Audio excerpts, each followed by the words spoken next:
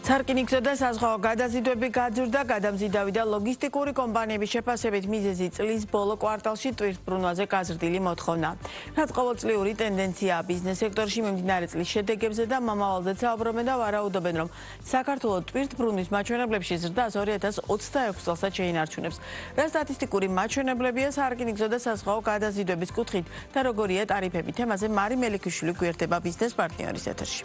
გამარჯობა, მივესალმებით ჩვენს მაყურებელს, უდრე მიმდინარე წლის სტატისტიკურ მაჩვენებლებს მიმოვიხილავთ ტარიფების საკითხით. დავიწყოთ გადამზიდავი და ლოგისტიკური კომპანიების ინფორმაციით. ამჟამად 40 ფუტიანი კონტეინერის ზღვით გადაზიდვის ფასი $3,600-მდეა, რკინიგზით გადატანის ტარიფი კი $7,000 ფარგლებში მერყეობს. ბიზნეს სექტორის შეფასებით აღნიშნული ტარიფები წინა კვირებთან შედარებით გაზრდილია, რაც წლის ბოლო კვარტალს უკავშირდება, რა დროსაც ტვირთბრუნვაზე მოთხოვნა მკვეთრად იზრდება და ეს ფასებზე ზეწოლას ახდენს. გადაზიდვის ფასების გარდა კომპანიები მომავალი წლის პროგნოზებზე საუბრობენ და იმედოვნებენ, რომ 2026 წელს ქვეყანა შეძლებს კიდევ უფრო მეტი ტვირთი მოიზიდოს, ვინაიდან მათივე შეფასებით ამჟამად საქართველოს შუა დერეფნის მარშრუტის ერთ-ერთ საკვანძო ქვეყანას წარმოადგენს. თუმცა ბიზნეს სექტორის განმარტებითვე, იმისთვის რომ საქართველოს საკუთარი სტრატეგიული მდებარეობა სრულად აითვისოს, საჭიროა ინფრასტრუქტურის მეტად განვითარება, მათ შორის ანაკლიის ღრმაწყლოვანი პორტის დროულად აშენება, ფოთის პორტის გაფართოება, რკინიგზის მიმართულებით სავაგონე პარკის განახლება და სხვა.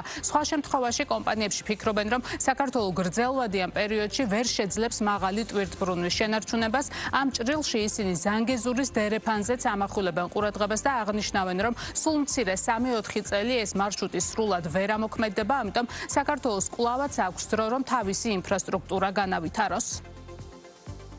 წლის ბოლო კვარტალი ყოველთვის აქტიურია და მოთხოვნა საგრძნობლად იზრდება ამ პერიოდში. აქედან გამომდინარე საზღვაო ტარიფები გაიზარდა დაახლოებით 10-15%-ის ფარგლებში და დაახლოებით 40 ფუტიანი კონტეინერი ჩინეთის ჩრდილოეთ პორტებიდან ფოთამდე $3,400-მდე, $3,600-მდე ასული. რაც შეეხება რკინიგზას, მან იქიდან გამომდინარე საკმაოდ მაღალ დონეზეა ჩინეთის მთავრობას ეს საკითხი აწეული, ტარიფები უმნიშვნელოდ არის გაზრდილი და დაახლოებით $7,000 ფარგლებში შესაძლებელია ტვირთის ჩამოტანა, თუმცა დრო საკმაოდ დიდ ეკონომიას გვაძლევს დროის ფაქტორი.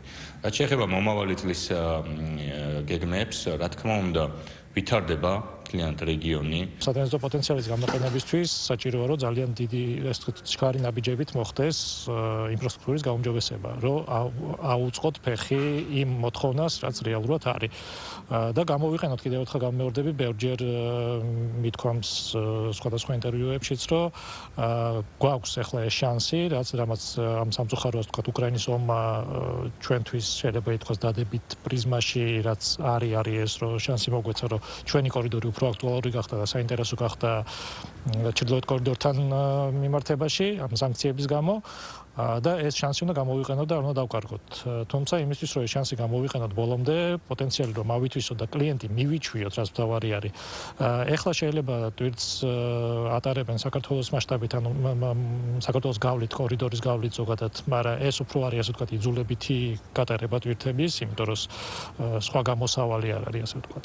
თუმცა როგორც კი ალტერნატივა გაჩნდება, თუ ინფრასტრუქტურა არ გაუმჯობესდა, თუ ტარიფები არ დაიწია, დავკარგავთ იმასაც, რაც იძულებით მოპოვებული, ასე ვთქვათ, ამ ეტაპზე არის.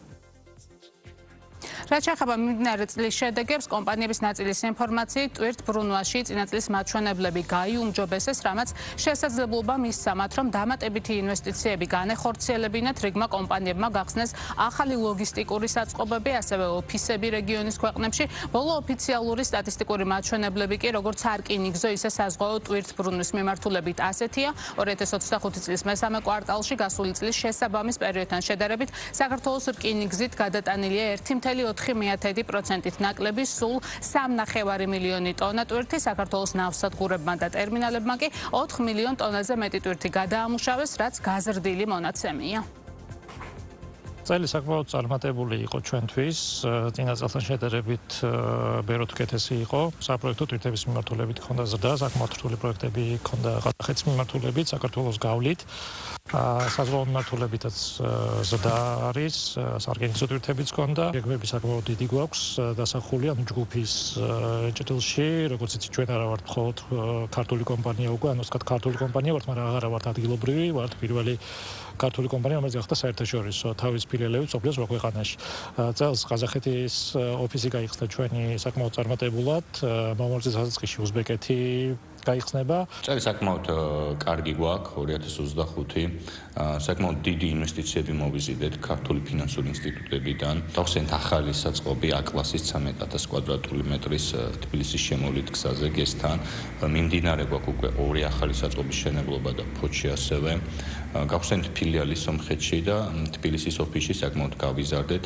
ავიყვანეთ ახალი პროფესიონალი კადრები და მაქსიმალურად გადართულები ვართ შუადერეფნის ფუნქციონალიდან გამომდინარე, რომ მეტი ტვირთი მოვიზიდოთ ჩვენი მარშრუტებიდან, როგორც ჩინეთიდან, ასევე ევროპა-უკრაინის მიმართულებიდან შუა აზიაზე.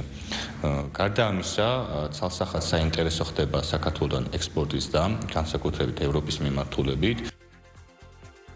აქვე გასული წლის ჯამურ მაჩვენებლებსაც გაგაცნობთ. 2024 წელს საქართველოს რკინიგზით გადატანილი იყო თითქმის 14 მილიონი ტონა ტვირთი, ნავსადგურებმა და ტერმინალებმა კი 15 მილიონ ტონაზე მეტი ტვირთი გადაამუშავეს.